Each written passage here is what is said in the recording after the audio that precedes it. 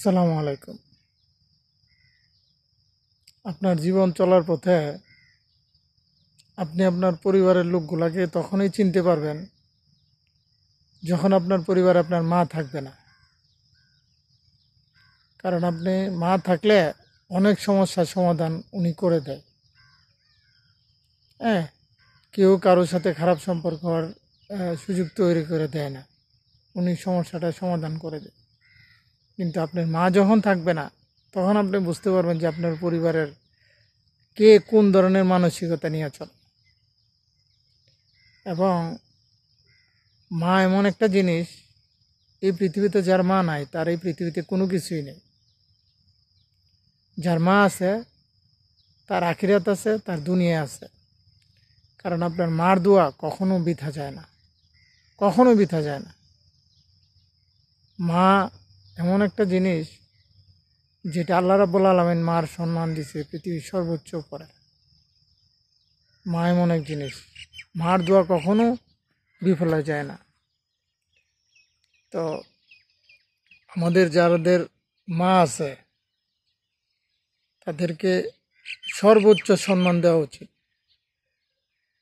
কারণ যে মা আমাকে জন্ম দিছে সেই আমার সবচেয়ে ভালো বন্ধু।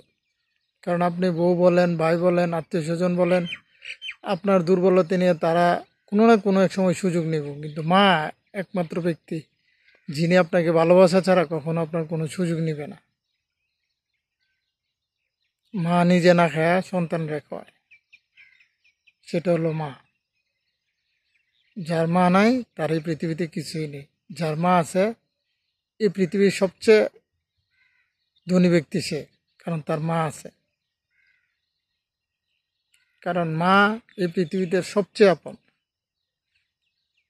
তো এই জন্য আপনার মা থাকা অবস্থায় আপনি অনেক কিছু থেকে আপনি বেঁচে থাকবেন, আপনার মার দোয়া যদি আপনার সাথে থাকে।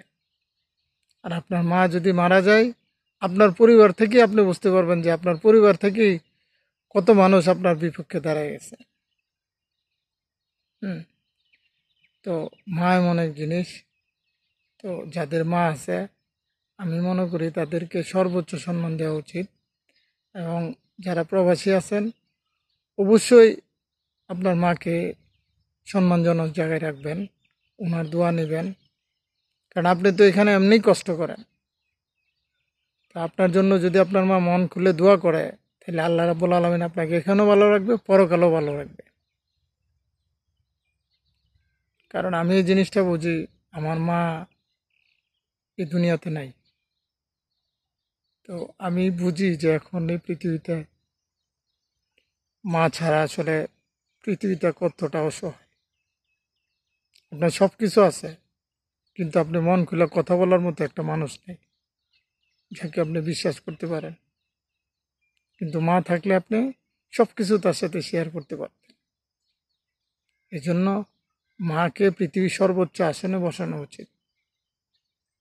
তো আমি বলবো, যাদের মা বেঁচে আছে তাদেরকে সর্বোচ্চ সম্মান দিবেন এবং তাদেরকে সর্বোচ্চ সুযোগ সুবিধা দিবেন এবং তাদেরকে সর্বোচ্চ খোঁজ খবর নেবেন।